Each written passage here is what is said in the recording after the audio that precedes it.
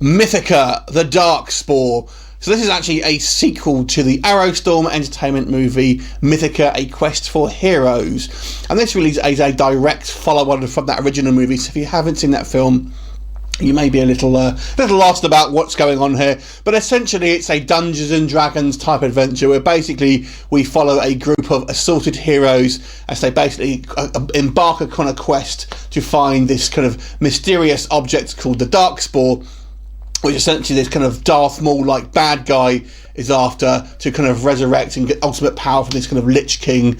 And it's a whole big necromancer thing, basically. So this film, it kind of reminds me of a cross between the Hercules Legendary Journeys, and Kevin Sorbo actually does have a cameo in this, ironically, and the kind of the original sort of Dungeons and Dragons movie. Although the one thing here I would say, this film kind of takes itself pretty seriously, and I actually think that's to its detriment. Now, this movie is directed by Anne K. Black, who has directed a number of fantasy movies, starting with, I believe, Dawn of the Dragon Slayer, and I have to say I've not been a fan of any of her work. Arrowstorm Entertainment basically focuses on kind of these kind of sort of fairly low budget fantasy films, and they've had a mixed bag. I've actually kind of really enjoyed some of their stuff. They did Orc Wars, which I really liked, and they did the Saga, the Shadow Cabal, which I also thought was pretty good. But the ones that have been directed by Anne Black, I think have been poor, including the original Mythica. There is a third installment, and this is directed by someone else, so maybe holding out a little bit more hope for this one. I have to say, I think this one was a slight step up from the first movie, but not by much. The problem is with this film is, like I said, it takes itself too seriously. None of the characters are kind of all that memorable. The main sort of female lead, Marek, who is this kind of this necromancer, basically, it's kind of an unlikable character, to be honest with you, and comes across as fairly weak in a lot of scenes. But she's supposed to be this kind of the leader of the group. Now we are introduced to a new character, this kind of dark elf, who looks pretty cool, although he must have had this kind of pot of hair gel with him all the time, basically.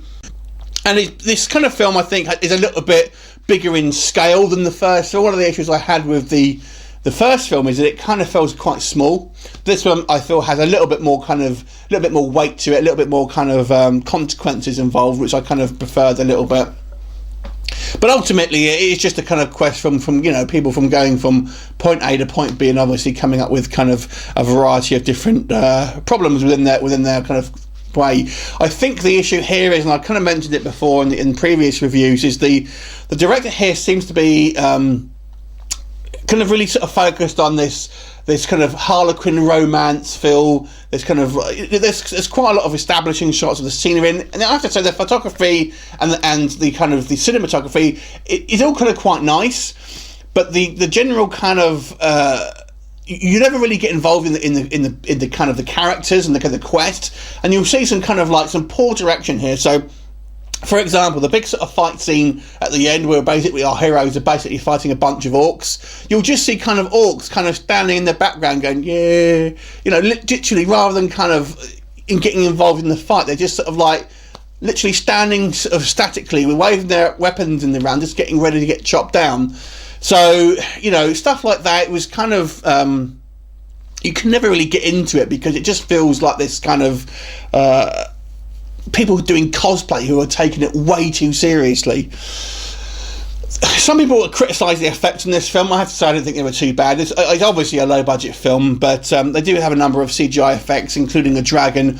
I've got the feeling they've used the same model as that of the Dawn of the Dragon Slayer, because it kind of looks the same, albeit slightly different coloured. But I didn't think the dragon was that badly CGI'd, and to be fair, I kind of can't criticise low budget films too much for their effects, but things like the costumes and everything I think are all very good and kind of look quite authentic, and it's nice to have a kind of a a variety of different kind of species, if you like, and kind of different classes.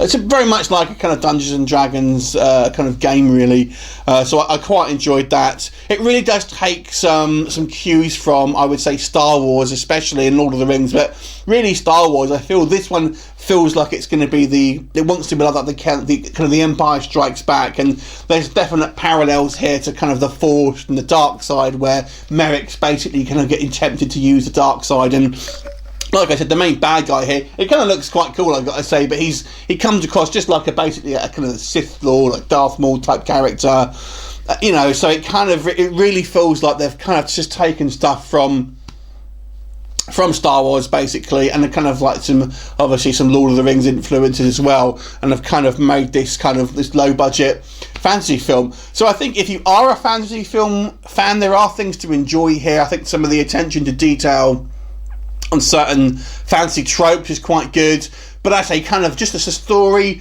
just as a film with a kind of a flowing narrative, I felt it stuttered. The characterization was poor. So I'm eager to see the next film because it's directed by someone else. So I would like to sort of see the difference here. If you're a fan of the previous work of Anne Frank, you're probably going to like this. It just feels like more of the same, to be honest with you. I'm going to give this movie a 4.5 out of 10. It wasn't bad, but to me it was disappointing, because I know that Arrowstorm Entertainment can put out some good quality movies. So 4.5 for me. What do you think of it? Leave a comment and I will look forward to seeing you next time. Bye for now.